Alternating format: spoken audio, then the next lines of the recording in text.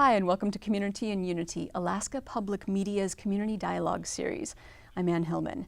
Everyone has implicit biases, things that shape how we interact with other people. Today, we're talking about those biases and how they can lead to things like unfair power dynamics. How do we recognize and prevent racism? Ordinarily, I would introduce my guests, but today I'd like you guys to introduce yourselves. So, Darlene. Thank you. Hello, folks. My name is Darlene Trigg. I'm Inupiaq. I am from Nome, Alaska, born and raised, but my family comes from Wales, Shishmaref, and Little Diomede. I am the mother of 3 and a grandmother to 1. I currently live here in Anchorage, Alaska, and work for First Alaskans Institute as their social justice manager. Good evening. My name is Kevin McGee. I am a 42-year resident of Anchorage. I got here by way of the United States Army. I am the proud father of 3 graduates of the Anchorage School District, and I am the first vice president of the Anchorage branch of the NAACP. Hi everybody, I'm Libby Roderick. My folks are Martha and Jack Roderick. I was born and raised here in Anchorage. I am of Welsh and English descent, and I am working as the director of the Difficult Dialogues Initiative at UAA. Hi everyone, I'm Linda Carlson. I was born in Sendai, Japan. My mother is full Japanese. My father was Caucasian and serving in the Army. Have lived in Anchorage, Alaska since 1965. I'm a product of the Anchorage School District and the University of Alaska. I have been a teacher, I've been a principal, I've been the director for elementary schools, and now I serve as the assistant superintendent for the Anchorage School District. I am a mother of 2 wonderful young men who are grown and a grandmother to 3. And I'm really pleased to be here to have this conversation. Thank you all very much for being here. And my name is Ann Hillman. I'm a reporter with Alaska Public Media. My background is Norwegian, English, and Eastern European Jewish. And I have no children, and I have no grandchildren, and things are still good. So this is a community conversation, which means we have a live audience here, and we would encourage all of you to contribute to the conversation as much as you possibly can. This is about community, so please step up to the mic when you feel like you'd like to add to the conversation. Before we get started, we are talking about implicit bias and we're talking about race. So I want to make sure that we're all working with the same definitions. So our definition that we're using for implicit bias is attitudes that unconsciously affect our decisions and our actions. And it's important to note that we have implicit biases about so many things, not just about race. We have it about gender, we have it about sexual orientation, so many things. But today we are focusing on the issue of race, which brings us to the definition of racism. Racism is the socially constructed system of domination that benefits one racial or ethnic group at the expense of another, it's a mouthful, so I'll repeat it. It's the socially constructed system where one racial group or ethnic group benefits over another. So we're kind of on the same page. I'd love it, Darlene, if you could talk a little bit about kind of what's the relationship between bias and racism? How does one lead to another? Yeah, so our implicit bias is informed by our interactions around us. So if you find yourself in a situation where you're persistently working with a community when they're not at their best, your implicit bias is going to be informed by that experience. So that's a human experience. We all have it, just as Ann was saying. It's a normal thing for humans to have these implicit biases. So when you get to that place where you have these implicit biases, they're informed by the interactions that you have around you, that in turn creates stereotypes in your mind. It's through these stereotypes that people who work in institutions create policies that are designed and influence the institution to benefit one over the other, a group of people over another. Through these institutions, of course, institutions are made up, So when you think about institutions, institutions really are just a number of groups of places that function under a larger system. So if you look at this in reverse, right, we have a system that is made up of institutions that has people in it that inform how the institution is going to function. So it's kind of a back and forth relationship. What we interact with on a day-to-day basis really can influence how we see the world and see the world around us and those who we work with. And it's not just personal interactions, it's what we're seeing in the media, it's what people around us are saying as well, right? Yes. Yeah. So I'm putting this question out to all of you, but then also to the audience. Do you feel like you've had instances where you've encountered biases and they've impacted your life? Well, yeah. Nobody. Darlene, jump in, please talk, and others can jump into the conversation when you're done. Well, I want to reinforce that we all experience it, that this is a human condition. So we're all experiencing these implicit biases in us, and they're all informed by the things that we see around us. So, for instance, in school as a young person, I was taught by amazing teachers, but they also had implicit biases, and they informed how they interacted with the students. So I'm a smart person, and my teachers reinforced that I was smart, but the way that they reinforced it also reinforced stereotypes. So more than once I heard, "You're so smart for a native," which is reinforcing the stereotypes, which again is played out through the institution. I mean, these are things that happen on an everyday basis. Hey, do others of you have stories like that? I do, to an extent. Back in 1971, while on active duty, and ironically stationed in the South, I was stationed in Fort Gordon, Georgia. And on a weekend pass, I happened to decide to go to Birmingham, Alabama. In 1971, that was not the time and place, regardless of being in uniform, because when you went on weekend pass, you had to be in uniform. But Birmingham, Alabama was not a place to be with my skin color, regardless of being in uniform. And that was actually the first time I had experienced segregated water fountains. And that was an eye-opener for me. What was that like? Well, me originally being from California, and not experiencing that, even though at Cal Berkeley we went through different things, because we were very outspoken at Cal.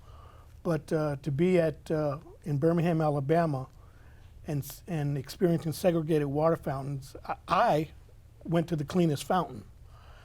And that wasn't the right thing to do, because I was approached by 5 Caucasian males, and they just happened to say in their language, "What are you doing, boy?"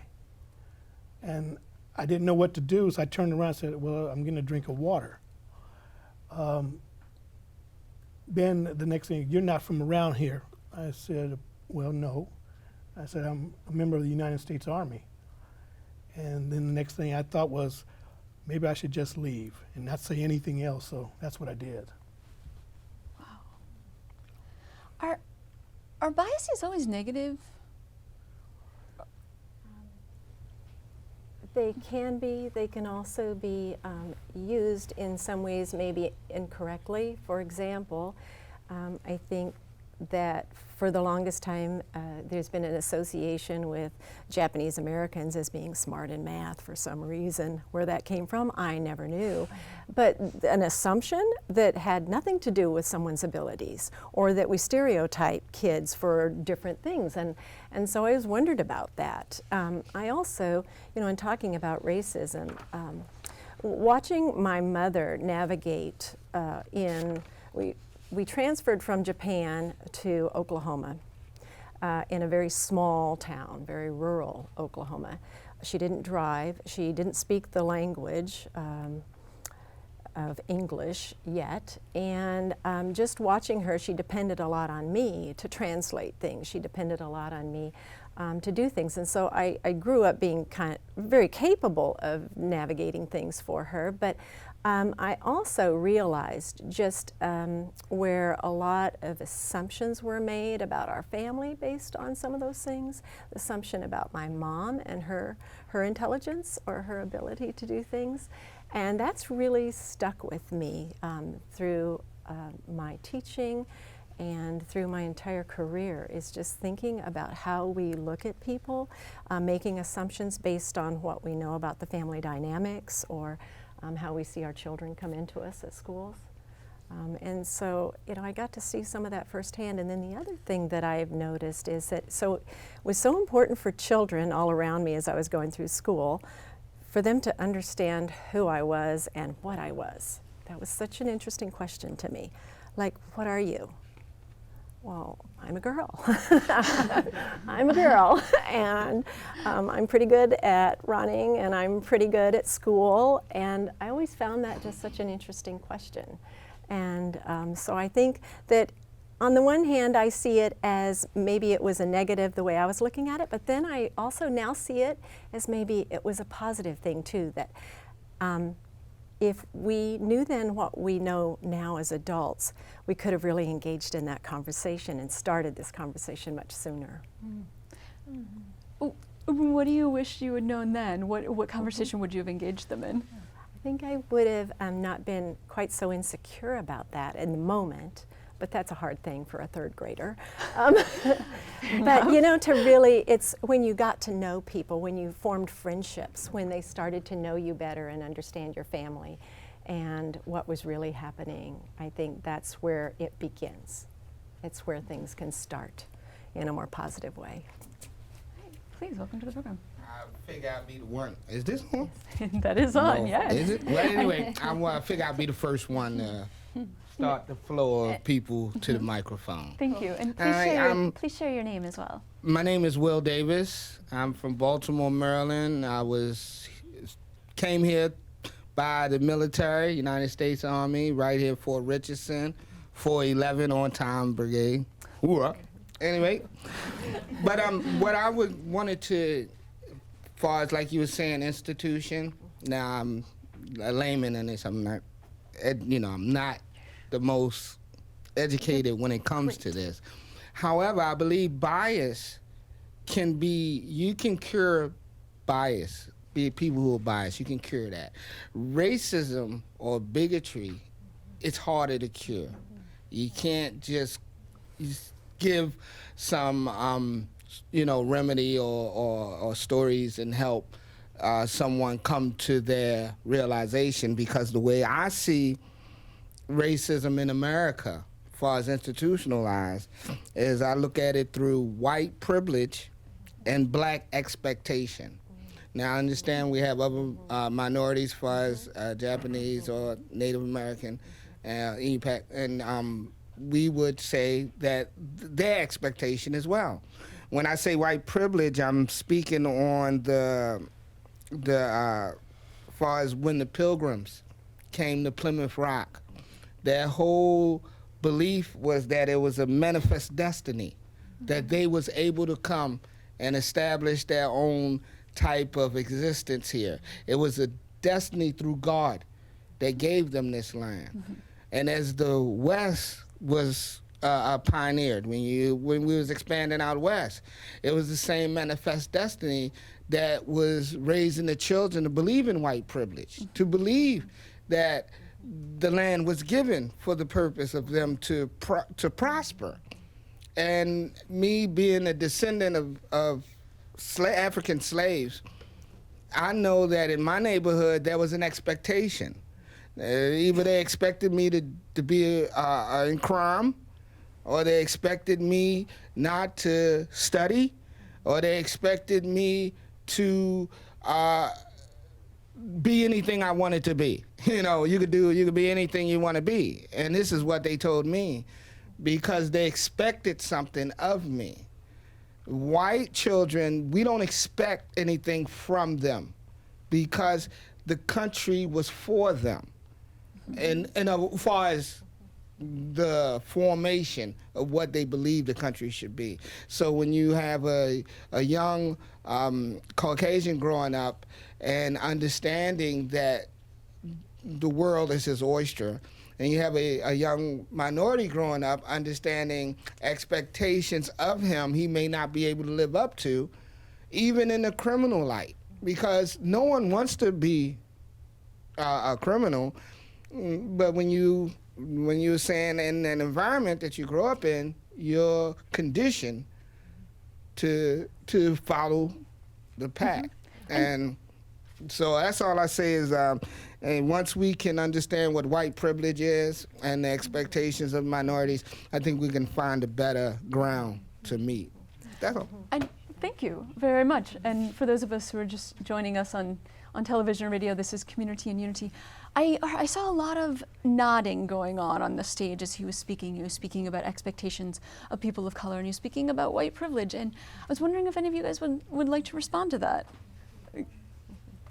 Libby? Well, I can certainly leap in as the white person on the panel. Okay. You don't have to. No, that's fine.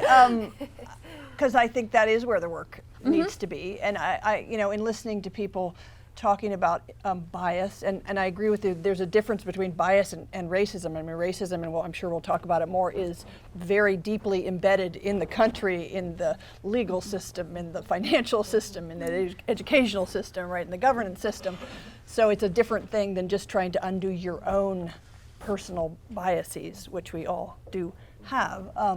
I did want to weigh in something you were saying, because I think most folks, now I'll speak about white folks, learn their biases through white folks, not through contact with other people, right? Comes down sort of like a contaminant is what it seems like to me, and gets passed on, gets passed on, gets passed on, and not necessarily, then there's not enough connection with other people to have those assumptions all challenged and so forth. Do you think that's always true? I don't think it's always true, but I think it's mostly true. And I think when white folks come in contact with other groups of people, the filter they've been given determines how they interpret what's happening. Okay. Right? So Makes that sense. they may already have an implicit bias filter, and then they see what's happening and they see it through that lens. And if they didn't have that, it would be a very different set of interactions, a very different set of interpretations.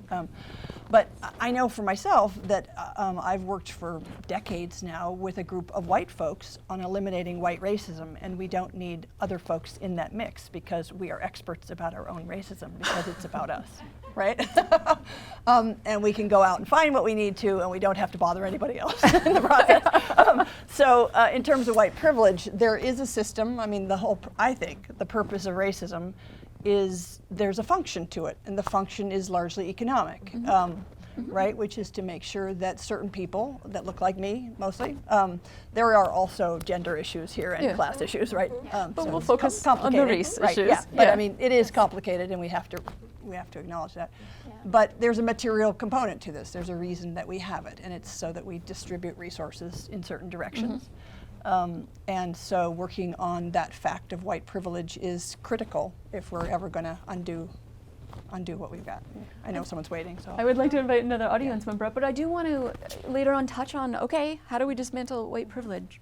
But please join the conversation. Hello, my name is Catherine Elizabeth. Sometimes understanding can be so subtle, too. I speak as a white European background woman.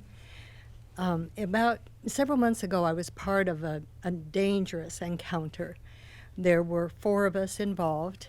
I had 2 colleagues. One was white European background, and the other was African American.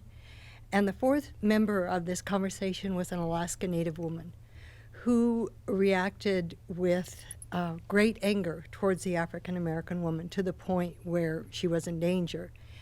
And when the Alaska Native woman was advised that we needed to be respectful in each other's presence, and if not, would she please be respectful? And her return on that was she didn't like the words respect or please. And it was only later on reflection that I was able to see why in a homeless Alaska Native woman, those 2 words for her would be to ask that she behave in those ways and honor those words would bring up a whole host of negative emotions for her. And it isn't like I didn't have any kind of background. It's only on reflection that I understood that. 30 years ago, I had a little 5-year-old niece whose mother is Inupiat. And one day that 5-year-old said to me, "I wish I was all white." And at the time, I didn't have the wisdom to ask her questions about it. Instead, I tried to convince her of the richness of her heritage. But that 5-year-old was having none of it. She knew what she knew. She had already experienced that. Mm-hmm. And there have been other incidents in my family. I have both Yupik and Inupiat sister-in-laws. And we've learned over the years, but this last incident was just recently, and if I had just been more intuitive, maybe more heart-based, I could have come up with more of a conversation with this woman. But instead, we did ask her to leave, and she left very angry. Thank you for sharing. Yeah, thank you for your comments, honestly.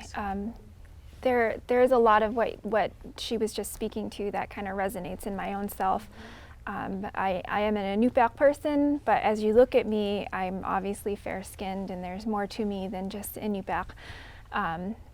That said, I was raised by my Inupiaq grandparents, and they raised me with the intention of trying to ensure that I would be successful in this world.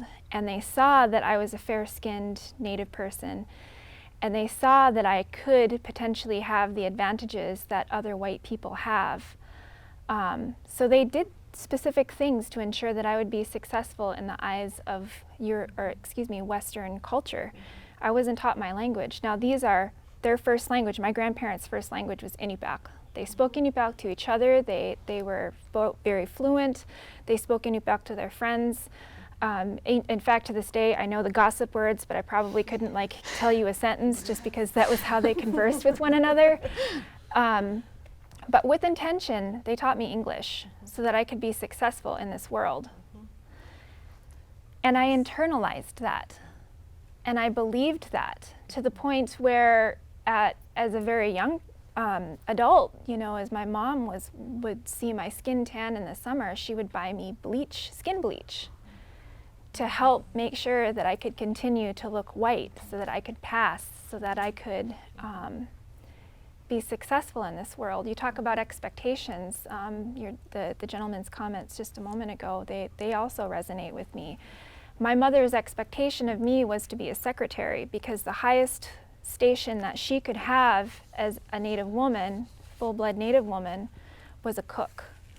And she thought she was doing good by me by setting that expectation of becoming a secretary. We live in a different place and time now, fortunately, and that, there's a lot of opportunity for us to do good work so that these kinds of situations that aren't so far in our past, these are my own lived experiences, I'm not yet 40, that are a part of what happens today, they can be different. I can relate to that so well too, Darlene, because my mother spoke Japanese, and she purposefully did not use Japanese with any of her children. She wanted us to learn English. She wanted us to act like we fit in. She would teach us little Japanese songs, but only if we asked her. And when I think about children today, and when I think about what they have opportunities to learn, where they can be bilingual, trilingual, and I look at my own experience and thought I had the greatest teacher right there in my home, and she did not want us to learn Japanese. And I can respect that now from her standpoint, because this was right after World War II. She married an American soldier. She did not talk to her mother in Japan for 13 years. I never knew my grandmother in Japan. I didn't know my aunts, uncles, cousins. The relationship was severed. And so she wanted us to assimilate. It was important for us to assimilate into my dad's family. And I think that was partly for self-preservation, because she needed family and she needed some ties and she wanted to fit in. So I now see that, now that I'm a grandmother myself. I can see why But I feel like a lot of times we lose out when that happens. And again, it was because she was afraid for us. And she wanted to make sure that we had opportunities. I can relate to the discussion of my comrades here on this panel, but I'd like to address this from a personal perspective. The vast majority of the audience here, I would, based on assumption, would automatically assume that I'm African American because of the color of my skin. Ironically, I'm actually Choctaw Indian and Creole, which is French and black. I have hazel eyes. My brother has blue eyes. One of the things where I've experienced blatant racism here in Anchorage, when my oldest daughter was 12 years old, she was sexually assaulted by a school district employee, a white male. That was a turning point in my life and my family's life, based on the fact that for over a year, just trying to get to trial, even though there was forensic evidence that proved everything beyond the reasonable doubt. When came time for the actual trial, regardless of the individual being indicted by a grand jury, the white male actually wound up doing 1 day in jail. He was released based on the district attorney's advice that he could not feel confident with taking the word of a 12-year-old black child versus a 45-year-old white male. What that led to was, regardless of the fact, my family, we stayed together. We hung out. We, as the father of my first daughter, I made sure that I was there for her. The Anchorage School District had suggested or had the idea that because of what had occurred, that my daughter would ultimately fail in school. But beyond everybody's expectations, she ultimately graduated from high school, earned an academic scholarship to Johns Hopkins University, of which she has now graduated from, and now she works for Johns Hopkins. My second daughter just found out today, she graduated from college magna cum laude. Very exciting. So people assume that based on the color of your skin, you're not going to be successful. Well, first and foremost, the way I look at it from my perspective as a parent is that if the parents are supportive of their children, regardless of race, creed, or color, the children come out successful also. And that actually leads us directly into a short video that I want to share. There is, I did an interview with a father and a son. It's a white couple ended up adopting 3 black children, and this is the story of the father and son talking about what that was like to grow up in an interracial family and have the father try to instill a culture that he didn't belong to into his child. Hi, my name is Nathan Danio. Hi, my name is Michael Danio. It never really occurred to me that I was a different race than my parents. Not until I was much older. You know, it was more like, well, how come he's a different color than you? Why, you know, and they'd ask the why questions, right? And I mean, there's like, he's my son. It doesn't matter what color he is, right? Yeah, that was different because people pointed out to me. They're like, why is your dad white and why are you black? And I didn't really have a way to explain it back then. It was just like, I don't know, it's just the way it is. And everyone thought it was so weird. In the beginning, it didn't make me feel bad, but like as I got older, I started to feel more alienated just because it was a strange sort of, they didn't associate me and my parents as part of the same family. It was I was the black person and they were the white people. When you're out in the community and you're in the grocery store line and you'd get second looks because they'd go, that's different. If they have questions or if they have ignorance about it or whatever the issue is, that's for them to deal with. I'm comfortable with who I am and what my family is. I've tried to sort of talk through the process of when you go somewhere, people are going to make certain assumptions about who you are. The picture that they'll have in their mind will not be white parents in sheltered Anchorage, Alaska, in a fairly culturally diverse and culturally accepting community. Well, I mean, I have some friends who they're more jokesters. Like, they're not like, really serious, but they're like, oh, come on, Nathan, I'm blacker than you are. And that's a weird thing to have to be like, wait, hold on, but I'm black. You're not. A lot of times with white people, it's that they expect me to be a certain way, and when I'm not, they realize that I'm not as different as them, and that I'm not as black as I thought I was going to be, and that kind of creates a weird conversation.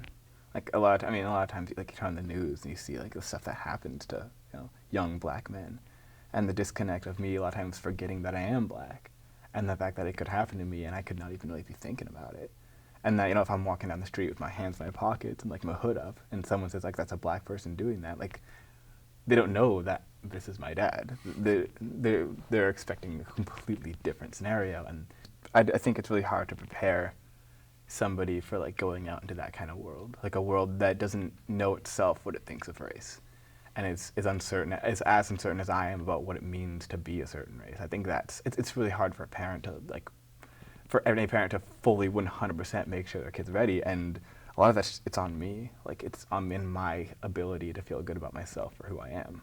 Race is so insignificant for me. Like it's not something that I use as a measuring stick for anyone. There's, I think it's great to recognize who you are, where you come from, have some pride in that culture and that tradition, and have that background of how it actually shapes who you can be. I think it's important to recognize race because I think for a lot of people it's more of an impact on their life than like even me or my dad. Like I think it's good to recognize it and have it as a thing, but I also admire the ability to not have it be the first metric and to be able to say people are more of a conglomerate of their talents and their skills and what they aspire to do, and not just their skin color. If we delay the talk any longer, it's not going to help anyone, and people do need help, and people do need to know about what it means to have a race that's different than yours and how to accept that regardless of what yours is. And so I think it's an important talk, and people should like kind of give some tough love to it. Like it's something we got to all learn about and accept. And that was Nathan and Mike Daniel. And for those just joining us, this is Community and Unity, a community dialogue focusing on race. They said a lot of really interesting things during that video. And I'd like to invite a community member. Hi, my name's Paige. I just want to thank you guys for hosting this because I think it is a really important conversation. I'm a little nervous. Firstly, I'm a parent. I've got almost 8-year-old twins, and they're Yupik. They were adopted from birth. And so this is, professionally, I'm a school counselor. I've been in education for almost 20 years and working with ELL students. So on a daily basis, I'm face to face with people of every race constantly. And, certainly we all have our own biases, but I think the best way to sort of fight some of the institutional racism is those individual connections. I try really hard not to have certainly racial biases. I appreciate differences and diversity and all of that. So as a parent, now my daughters are getting older, and just watching that video it was helpful to hear him say, it is an important conversation, and we do need to recognize it and sort of make those personal connections. And certainly I'm trying to teach my daughters to celebrate who they are, and we talk about that on a regular basis. I don't know that it's really sinking in to them yet that they're any different than we are, which is good, because we're a family unit. But one of the things, we struggle a little bit in school. They have a wonderful school, wonderful teachers and everything, but their learning styles are different. They learn differently. Especially one daughter, she has a connection to nature. She's science, she's math, but reading is hard. And our system right now is very heavy on fluency and speed and reading and all of these things. So that's my big concern as a parent and as a school counselor. So I guess that's it. Linda, To talk about that. I would love for you to. So I think so much of what schools do these days are driven by accountability, and it has been driven primarily, again, around some policies that people make and legislators make about what's important. And so when you put a focus on accountability measures and outcomes, which is, it's still good, we want to have outcomes, but do all those outcomes have to look exactly the same? And so when we look at educating children, it's important to also recognize their learning styles, recognizing that there are lots of ways of knowing things too. There are lots of intelligences to have, and there are other skills that children need to be successful in life. Some of those being those social emotional learning skills that are so critical, how to get along with others, which again comes right back to building relationships, recognizing your own biases, being able to learn and live in the world. I mean, that's really what is most important, and yet our policymakers aren't necessarily focused on those things. They're just looking at strict academic outcomes. And I find that interesting. But how do you teach kids? I mean, like Nathan said, how do you teach kids to understand race or to have this dialogue? Yes. Like, how do you prepare them? Yes. So through social emotional learning, part of that is to recognize who you are and to respect who you are and the talents that you have, and the other side of that is also to be socially aware. I mean, we must understand, you know, how we fit in this world and how we relate to one another. That's a huge task, and not a simple one, otherwise it would have been done already. And I also think that through our culturally responsive practices, and this is just a conversation that is starting, unfortunately, it's just starting. But, you know, infusing that into education is important, that we start recognizing that we have a part to play in recognizing other people's cultures, and not just that we recognize it and pay tribute to it, but that we really understand, you know, what that means. And Libby.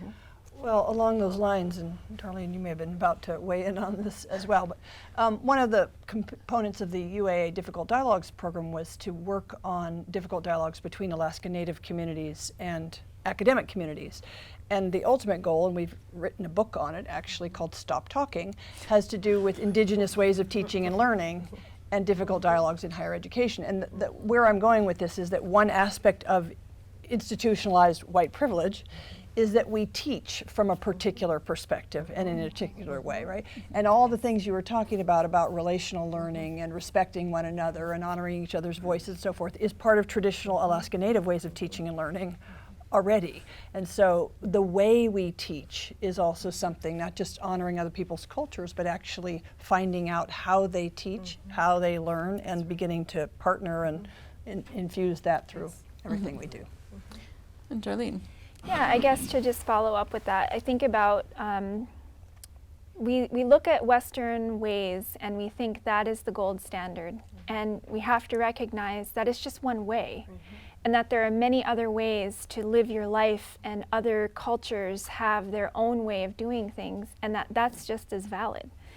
And when you look at a system like the education system in particular, this recognition that in rural communities, in particular in Alaska Native communities, that we had our own way of educating our families and our children, and that if you took me, for example, if I were living in a traditional community as a mother, as a grandmother, as a sister, as a daughter, as a granddaughter, I would have a different role for every one of those types of relationships, and my place as a student and as a teacher would be different for each of those types of relationships.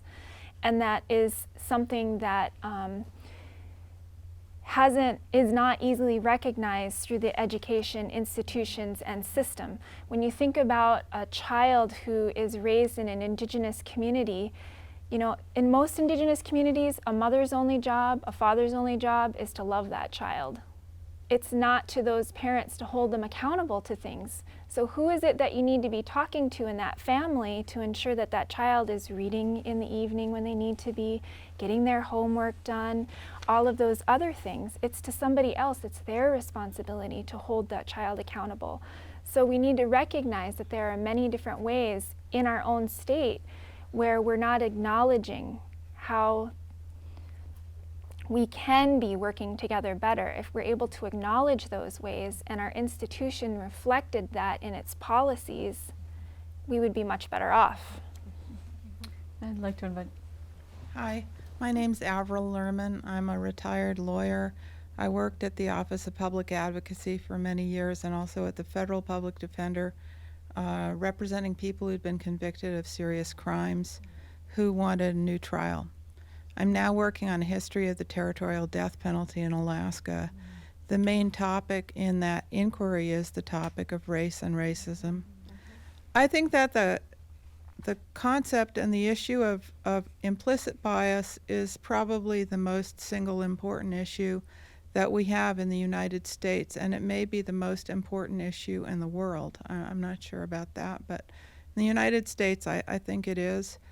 I grew up in a family of people who were avowed non-racist, so to speak, and yet my adult self has recognized so many different ways in which I am looking through sunglasses and seeing the world in ways that I don't have no recollection of being taught, but I learned it well. And I am here tonight because I was interested in finding out what I do about this situation. And I have them. I mean, it's a bundle of them. There's probably lots, but it's shocking to discover because it's abhorrent to me and against everything I was taught, and yet there it is. And I guess I'd like to say that I think that I heard a lot of people in the practice of law, a lot of people say, well, I'm not racist. Somebody says I'm not racist, at that point I know they have a long road ahead of them to start understanding. I don't really distinguish between bias and racism. Bigotry is another deal, that's on purpose. But racism, I think, is like a virus that you get infected with. You don't know you're carrying it. You don't know you're infecting it. You know, you just have it. It's like that. You have to undo it. And I guess two things that helped me the most in seeing my own biases were two books. One was James Baldwin's book called The Fire Next Time, which if you haven't read it, I highly recommend it. And the other was Ta-Nehisi Coates' book called Between the World and Me. And those books were helpful to me. Thank you very much. Writing down my next book club books. Yeah. I would love for you guys to respond to that. To let's talk about, okay, we have these biases, I have these biases. What do we do? Yeah, the most beautiful thing about implicit bias is that it's malleable and we can do something about it. It is we are constantly having our biases informed by our experiences around us. So if we're conscious of that and we're putting ourselves in situations where we're either expanding our circle or we're spending time in places where we might not necessarily be comfortable, but you're in another community, you're able to inform your subconscious about that group of people. So often a stereotype that we have reinforced about Alaska Native people is that they're drunks, and data actually tells us that Native American people binge drink at a lesser rate than other whites in the United States. It's a stereotype that many Native people live with. But that if you find yourself thinking that, maybe it's time for you to spend some time in the Native community. Maybe it's time for you to spend some time at a community night at the Heritage Center. Or maybe it's time for you to volunteer at a Native event. Those are things that you can do to inform your subconscious so that these implicit biases can be informed by other experiences. I think also it's really important to recognize some of the historical racism that has occurred and what that impact is, because once you understand some of those pieces too, you have to then recognize what are some of those lasting impacts. How has that shaped our stereotypes? How does that continue to perpetuate in a community or in a family, for example? If someone has experienced that in their lives, then they teach their children in a different way because they don't want their children to be exposed to that. And so I think it really is to be better informed. I so appreciate the fact that we're sharing important books. It's important to share ideas about how we can learn more about the different people that we come in contact with. That really it's our individual responsibilities to learn more. And I too, you know, feel that even being a teacher, I have really learned so much from just being a teacher and having those opportunities. I've unpacked a lot of my own biases, things I didn't even know. You know, when we work with our refugee families, I had no idea some of the countries and the places that they've come from and what they've experienced. And so it's opened my world up too.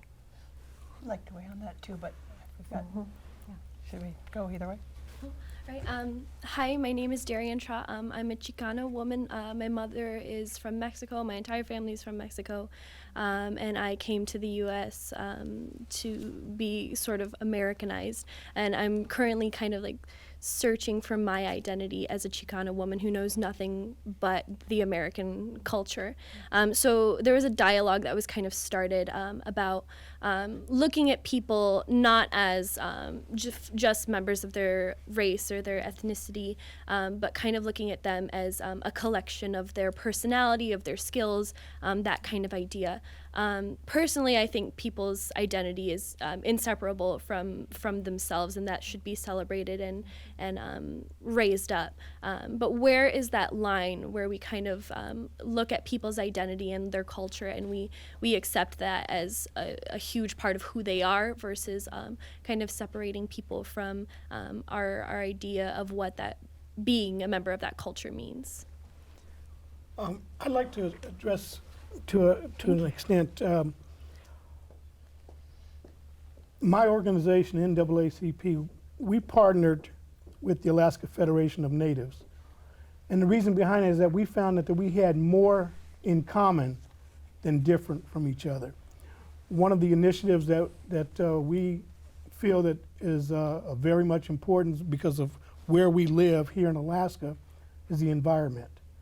So one of the initiatives that we will be strongly supporting is climate change and just looking at how we can improve our environment, because we have the opportunity to just drive 45 miles south and visually see the significant impact of climate change. Just go to Portage Glacier. When I first arrived here back in the early 70s, the glacier, you could see it very well from the where they have now the visitor center. Now you can't even recognize where the glacier's at anymore, because regardless of what the layman says, the scientist says, it's because of climate change. So it's having a negative impact on all of us. And one of the things that the young lady just said,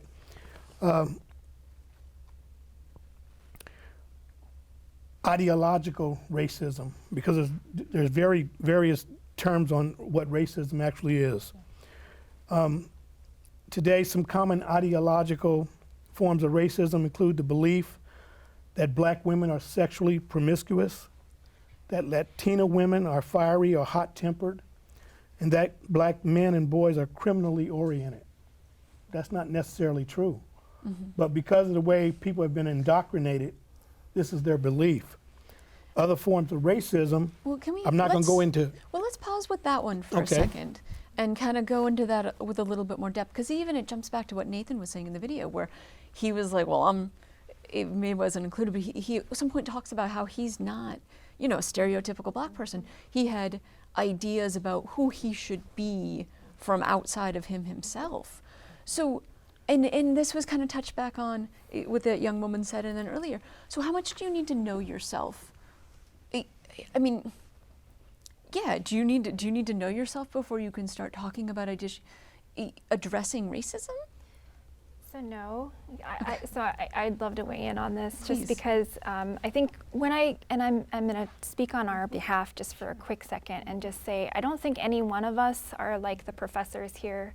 We're just human people who have had human experiences, who are passionate about making change in our community, and that's really what it takes. You just have to feel something and want to address it. That's all that you need to start. And inform yourself. And recognize that the systems by which we exist in are biased themselves. And that if you think about our education system, my daughter, I love her so much. You know, I was coming into awareness when she was in high school about what racism is and the impact that race has had on Native people, and learning about intergenerational trauma while she was in high school. And she was in a US history class. And there was some historic event that she was learning about, and she said to the instructor, "What about the Native people?" That was her question. She had learned a lot about the white people in that interaction, that historic event. And a classmate of hers looked back at her and said, "This is white US history." And he was right. And he was right. And that's the thing that we need to keep in mind. We don't get to learn about the true history of our country or our state. If you're lucky, you learn about these things when you're an adult, and in my case, learning about intergenerational trauma as an adult threw me into a depression because I finally was able to put two and two together. The things that I had internalized about myself, my community, my family, my mother, my family members, I finally understood why they behaved and did the things that they did. It didn't have to come to me as an adult. It could have come to me in bits and pieces through my education. It is a disgrace that we have systems that don't acknowledge that. And I can speak a little bit to that too. Curriculum. You know, when we look at curriculum, mostly it is presented from the white perspective. And recently, when we were looking to adopt social studies curriculum for 2nd and 3rd grade, we said there is no curriculum out there that recognizes our community and our state, and we developed it. And we develop it with, through our Native Advisory Committee, with many local elders and leaders in the community. And that's the one piece that I was really proud of, but at the same time, it's like, but there's not enough. There aren't publishers out there looking to really capture the real histories from many people's perspectives. And that's a shame, because then again, it's just perpetuating false information. And it's only until you become older that you start realizing what you didn't know. Yeah. And and I also want to say, calling it out. When you see things like this occurring, that we need to be vocal about it. We need to call it out and say, this isn't the truth. It isn't the whole truth. It's part of the truth from one perspective, but there's more to the story. And Libby. Well, just as a white person, in terms of what we need to do, I mean, I think there's many things we need to do, but certainly personally and then on an institutional level. I mean, I think, as people have said, learn, and there's no limit to what you can learn these days about things. Connect with people who you might not have been connecting with before is critical.